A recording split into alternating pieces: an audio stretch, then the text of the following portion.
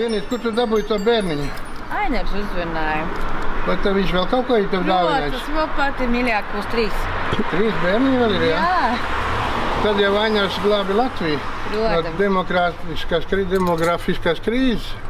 Mana ģimene ir pasaulē visdārgākā. Mana ģimene ir mana mīļā sirsniņā.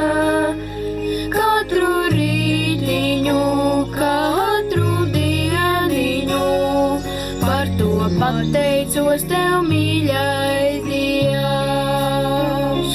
Katru rītiņu, katru dieniņu, par to pateicos tev, mīļais Dievs.